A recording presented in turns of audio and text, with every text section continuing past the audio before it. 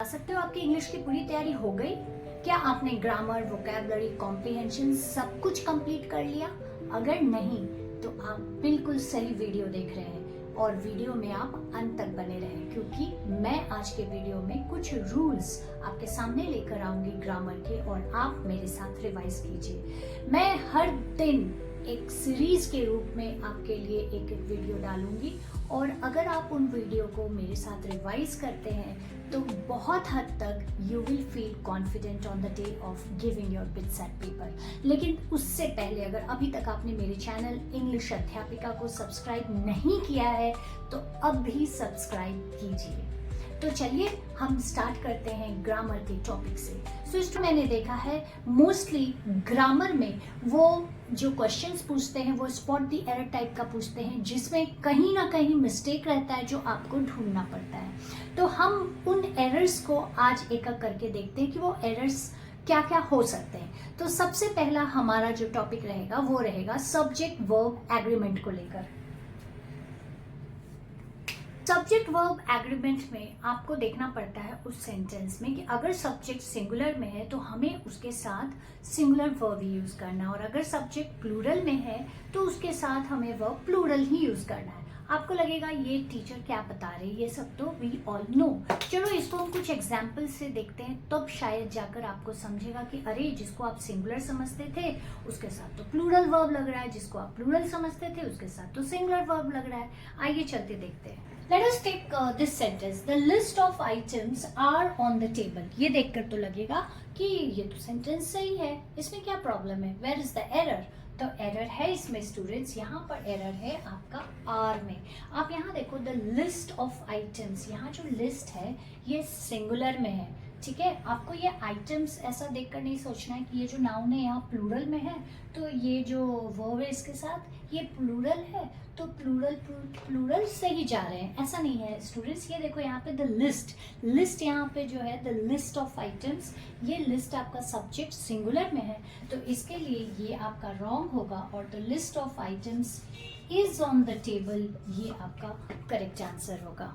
Students हम लोग second जो एग्जाम्पल लेंगे वो लेंगे pronoun agreement. You all know what is a pronoun?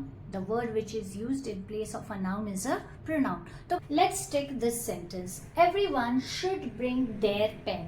Now here everyone, the pronoun, it is in singular. So we cannot use their, the plural one. So here is the error and we have to write everyone should bring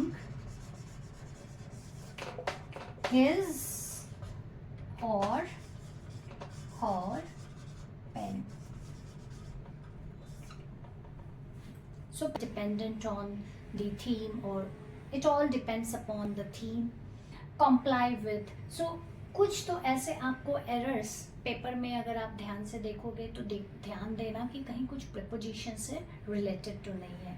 एक बार फिर से हम देख लेते हैं। Interested in, capable of, good at, proficient in, depend on, comply with. इसके अलावा students मैंने ये भी गौर किया है कि ये जो वर्ड नाइदर या नीदर जिसको बोलते हैं इस पर भी एक क्वेश्चन पूछा जा सकता है। तो अक्सर बच्चे इसको लेकर थोड़े कंफ्यूज रहते हैं कि इसके साथ सिंगुलर यूज करना है कि प्लूरल यूज करना है। Let us take this example. Neither of the boys have completed the assignment. If I ask you where is the error, you will tell me कि मैम ये तो बिल्कुल सही सेंटेंस है क्योंकि यहाँ तो boys है, यहाँ have है, तो it's correct. No, it's not correct because the mistake, the error we find here with the use of have. जब भी आप जब neither use करते हैं तो neither of the boys means many boys, तो आप ले रहे हो कि boys है मैम तो इसके साथ ये जो हमारा प्लूरल है ये सही जा रहा है। नहीं, यहीं पर आप मिस्टेक करते हो क्योंकि जब भी हम नाइदर का यूज करते हैं उसके साथ आप प्लूरल जो नाउन है वो लेते हैं, लेकिन उसके साथ जो हम वर्ब लेते हैं वो हमेशा सिंगुलर ही लेते हैं। This is the rule of grammar. So here the correct answer is neither of the boys has completed the assignment. So please make a note of it. में modifier से related भी mistake हो सकते हैं। कैसे हमको पता चलने वाला है कि कहाँ पर इस सेंटेंस में मिस्टेक है, एरर है। चलिए एक सेंटेंस लेते हैं। Walking down the street the flowers looked beautiful. Now इस सेंटेंस में walking down the street the flowers looked beautiful, who was walking? Were these flowers walking? No, you were walking. Yes, so here the correct statement is